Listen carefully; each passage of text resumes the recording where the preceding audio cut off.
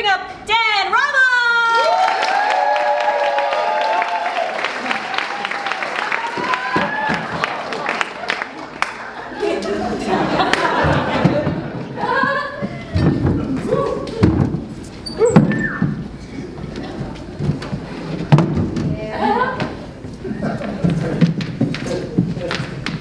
Before we begin,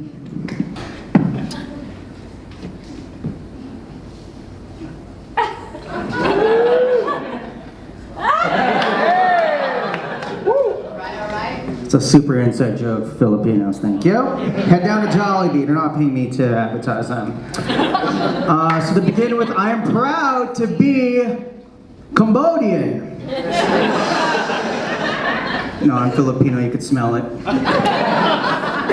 I could smell it because it's a lumpia in my pocket too. He's not the only one who has 5 of these. So I'm Filipino.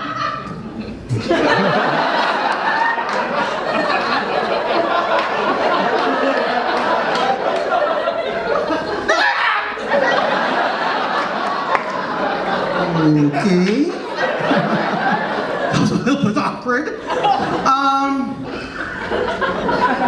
That's the corner part of the lumpia. So good, so crunchy. Don't you hate it when there's like a long lumpia and then you cut it into 3s? You're like, no one's gonna eat the middle part, just eat the corners. Okay. I'm Filipino, but I was born in Montreal, Canada. Which makes me Canadian. Canadian, okay. I thought that'd work. I was in my underwear today. Canadian at the best! I'm the youngest of 3 brothers. So there's Dan, which is me. This thing isn't. It's gotta stop moving. There's me in the middle. Dan is the youngest, which is me. Middle brother's name is Don, short for Daniel.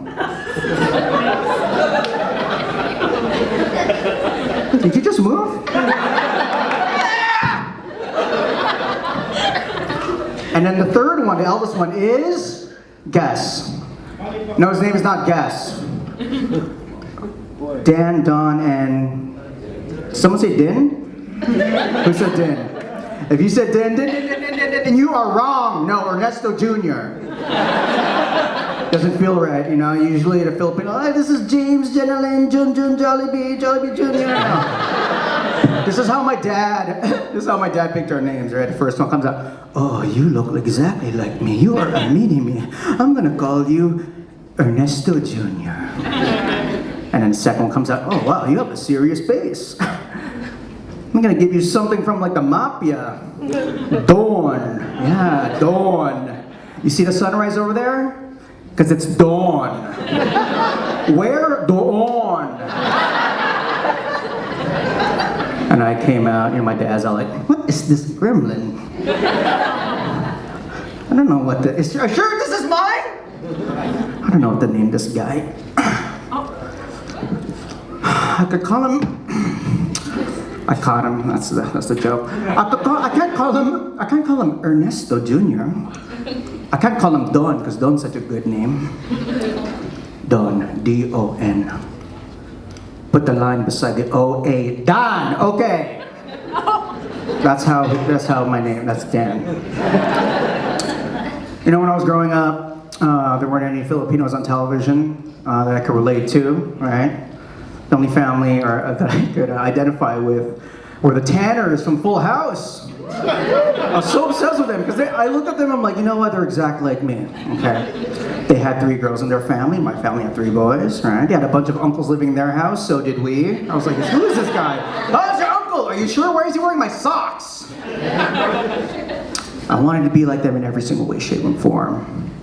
Except for the fact that they wore like, you know, shoes in the house, which was weird. See Stephanie Tanner waking up with shoes already. I'm like, that doesn't feel right. You live in San Francisco, there's probably shit underneath here.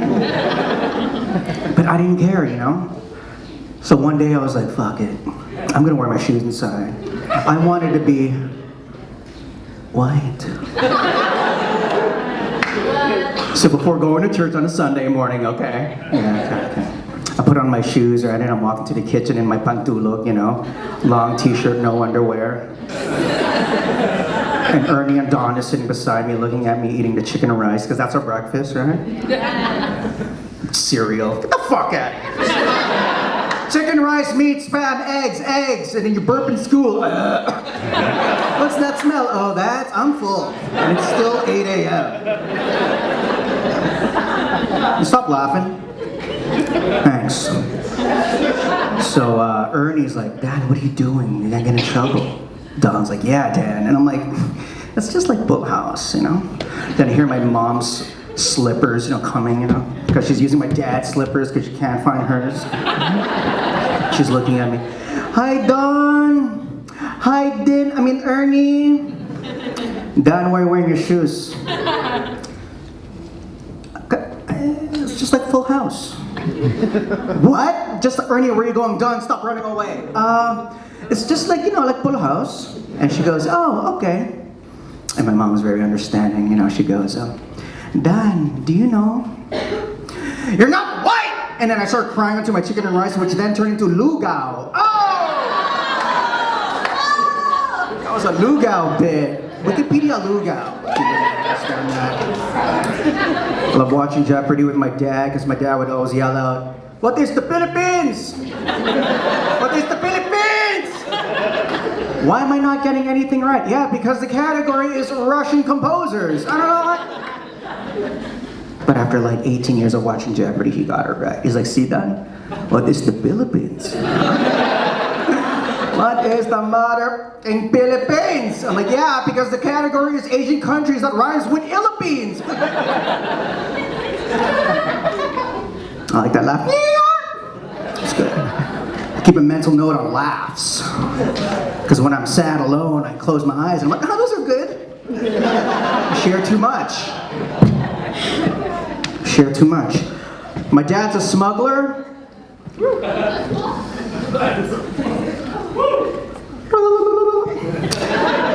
My dad's a smuggler, guys. Good night.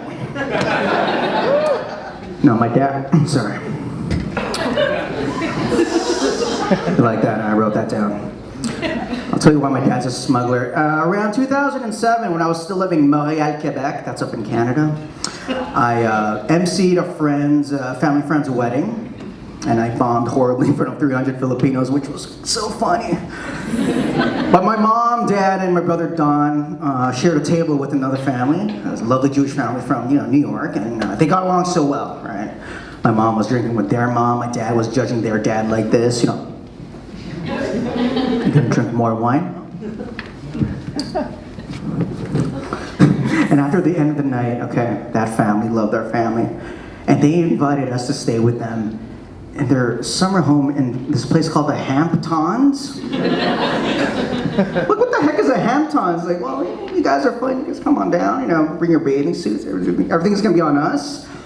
The guy gives us his card. We go back home and do our research because we didn't want to die in his home. This guy was an ABC executive producer. This guy was a millionaire. And I'm like, oh shit. Maybe this guy could help me with my career. We gotta give them something. But what do you give a millionaire? They can afford anything. And my dad said, we have to give them something that they never had before. What are you looking at? Yeah. The next day, my dad comes back with $175 worth of smoked meat from Schwartz's Deli, just like this. Like, what'd you buy that? He's like, because they're Jewish, right? I'm like, yeah, but we can't bring this into the States. They're gonna confiscate this. He's like, oh, figure it out. So as any brown family wants to go to the States, we leave the border at 3 a.m. Because the border patrols are gonna be tired. Yeah, just go. So I'm riding shotgun, my brother Don's driving, my mom's in the back praying the rosary.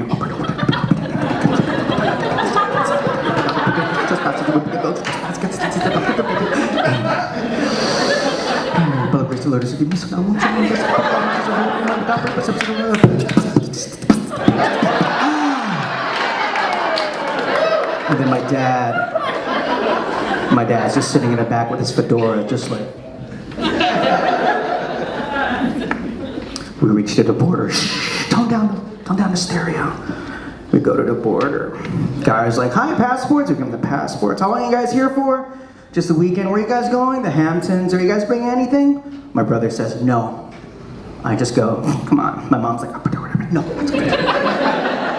my dad, Ernesto Sr., is sitting behind my brother, and he just goes like this. We don't have any meat in the back. My brother Don is squishing his scarab. He's like, what the hell? And I'm like, oh, we're gonna die. My mom's praying. She's like, what did happen? The border patrol officer's like, what did he say? We're like, he didn't say anything. He's seen now. He's like, I said we have no meat in the back of our caravan, sir. Pop over the trunk. We're like, damn it. He goes in the back, opens the trunk, grabs a sack of meat. And he's like, what is this? I'm gonna have to throw this away. And my mom never wakes up from her prayers, but at that moment, if you're gonna throw meat, she's like, please, sir. I was on my 1,000th Hail Mary, but you can't throw the meat. They're for the Jews. What? Just like Jesus though. He's like, ma'am, I don't know what this meat is. And he chucks it into the trash. And we look at my dad. My dad's like, And I'm like, Pa, don't. The guy had enough, so he just lets us go. So we're driving out to the Hamptons 10 minutes later. Meatless! You have nothing to show for! And I'm there sitting in front of him. I can't believe my dad opened his mouth. My Don's an account, so he's like, that's like $125 US. And then just out of nowhere, I just go, Pa! What, did you have to say something? You should have just shut your mouth! Okay, my dad never hits, right? But this time, oh my, adios mio. He gets up, right? Stands up tall, because he's like 3'4". What did you say, huh? He goes like this. Then he turns around. And then he has like this big sweater. He opens up the sweater. He goes like, And I'm like, what the fuck's that? He's like, this is the meat. I'm like, what? What was in the back? Oh, that was your mother's leftovers. What? Kare-kare with sinigang and adobo skins. That was the decoy meat. I'm like, decoy meat? Oh my God, we're celebrating. I'm making out with the meat. Oh, my brother, he wants a piece of it. He puts the meat on his dick. He's like, hey. My mom's busting it with the whole helmet. She's like, our fire horn in heaven, I'll be in holy water. We reach the Hamptons. We drive like 20 seconds to the door. The gate's open. Gordon's like, Ramos is. My dad is with the meat. He's like, that is for you. Gordon's like, what's that? He opens it up.